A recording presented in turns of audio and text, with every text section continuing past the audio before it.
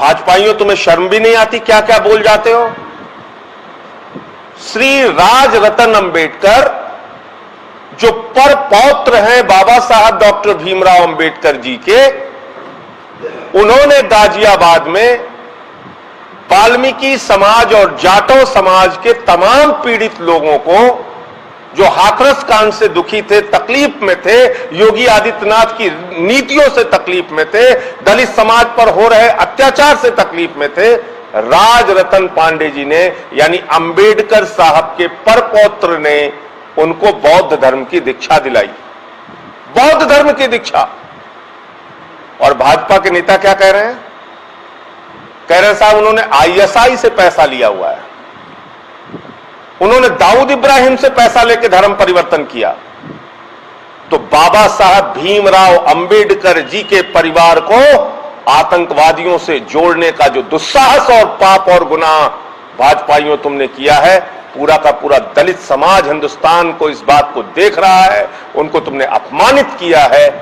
और अगर तुमने इसके लिए माफी नहीं मांगी, अपने शब्दों को वापस नहीं लिया, अंबेडकर साहब के परिवार को तुम आतंकवादी कहते हो, आईएसआई का एजेंट कहते हो, दाऊद इब्राहिम से पैसा लेने वाला कहते हो, अगर इसके लिए सार्वजनिक तौर पे भाजपा के शीर्ष नेतृत्व ने माफी नहीं मांगी, तो पूरे देश का दलित समाज इनके खिलाफ आंदोलित होगा, सड़कों पर निकलेगा।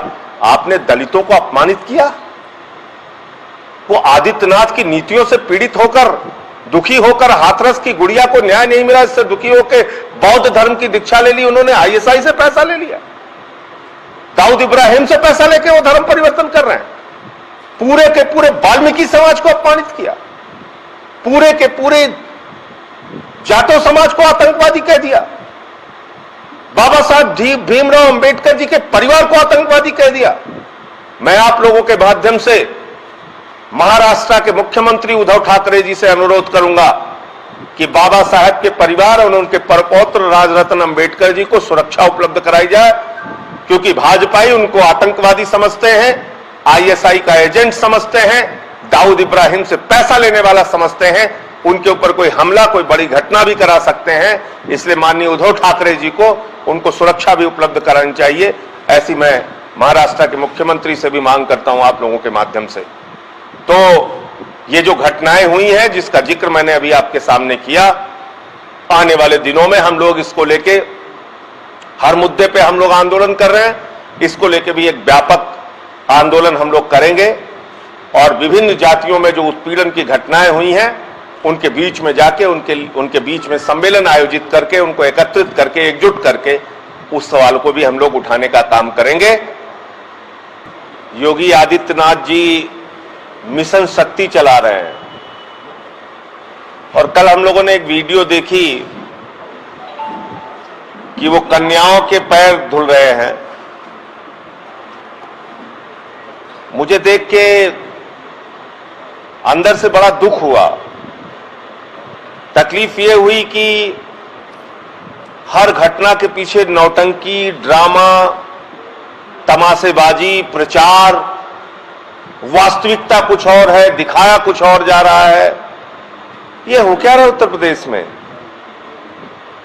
कल जब वो कन्याओं के, बेटियों के पैर धुल रहे थे बाबा जी, उसी समय में गोरखपुर के अंदर एक मंद बुद्धि की किशोरी के साथ दुष्कर्म की घटना हुई।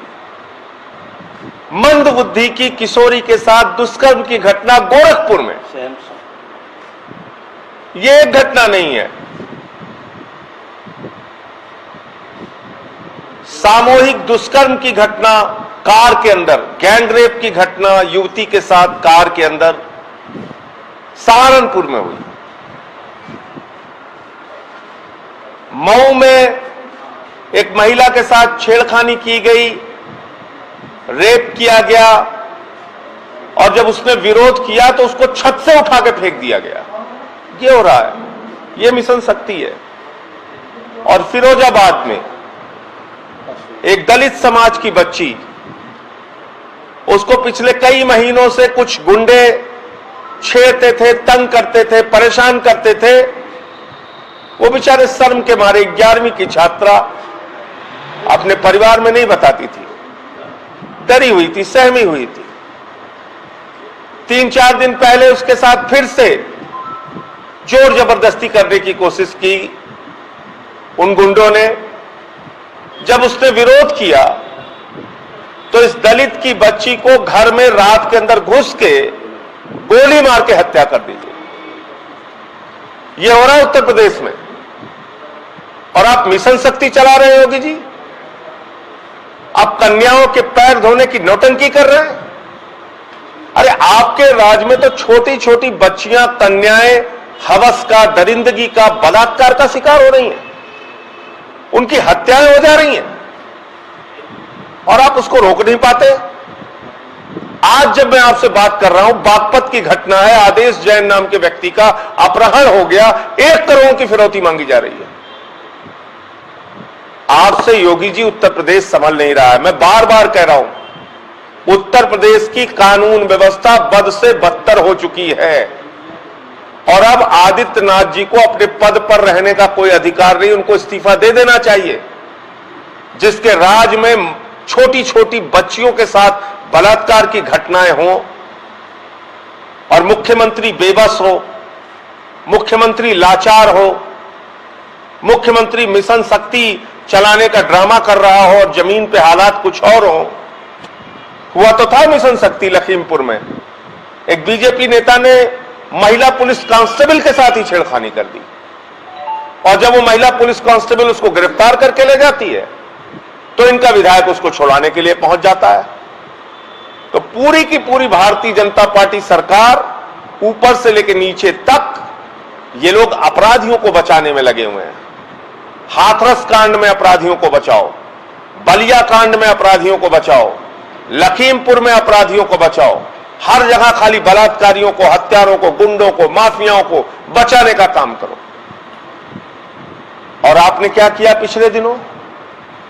अभी हमारे कार्यकर्ता जो दलित भी थे, दिव्यांग भी थे, रात में घसीट के उनको गिरफ्तार करके पुलिस वालों ने, दिनेश सिंह बिष्ट यहां का एक थानेदार है, उसने रात भर जबरदस्ती थाने में रखा। उसकी शिकायत भी मैंने अनुसूचित जाति आयोग में दिल्ली के अंदर की है। हमारे विधायक जी, पूर्व विधायक महेश वाल्मीकि जी जो SC ST प्रकोष्ठ के अध्यक्ष हैं, और हम लोग अभी गए भी थे मिलने, हमारे प्रदेश अध्यक्ष सभाजीत जी भी गए थे, और हम लोगों ने मिलकर, हमारे मुख्य प्रवक्ता वैभव जी भी गए थे, हम लोगों ने मिलकर उनके परिवार को भरोसा दिलाया है। इस मामले को लेकर मैं हाई कोर्ट में भी पिटीशन करने जा रहा हूं, हाई कोर्ट में भी मुकदमा कर देने जा रहा हूं। जितनी दलित उत्पीड़न की बड़ी घटनाएं उत्तर प्रदेश में हुई हैं, उसको लेके इलाहाबाद उच्च न्यायालय में एक जनहित याचिका मैं अपनी ओर से दायर करूंगा, जिसमें उत्तर प्रदेश के DGP, लखनऊ के पुलिस कमिश्नर, उस थानेदार जो हुसैनगंज का दिनेश सिंह बिष्ट है, इन सबको पार्टी बनाने का काम करूंगा, और यहां के जो गृह सचिव हैं उनको पार्टी बनाने का काम करूंगा। ये न्यायालय में आए और जवाब दें कि किस तरीके से आप एक दलित दिव्यांग को, कैसे आपने, हिम्मत कैसे हुई आपकी, आपने उसको कैसे पूरी रात जो है वो थाने में बैठाए रखा, जबरन उसको आप घसीट कर लेकर गए। हमारे एक और कार्यकर्ता महमूद अली जी को, उनको भी गिरफ्तार करके रखा गया बगैर किसी कारण के। ये उत्तर प्रदेश में पुलिस की खाकी वर्दी की इतनी गुंडागर्दी हो गई है, किसी को भी पकड़ो, किसी को भी मारो, किसी को भी अपमानित करो, किसी का भी इनकाउंटर कर दो, एक दादागिरी चल रही है, यानी खाकी का राजनीतिकरण हो चुका है उत्तर प्रदेश के अंदर। ये बहुत दुर्भाग्यपूर्ण है, और इसके खिलाफ हम लोग लड़ाई लड़ेंगे।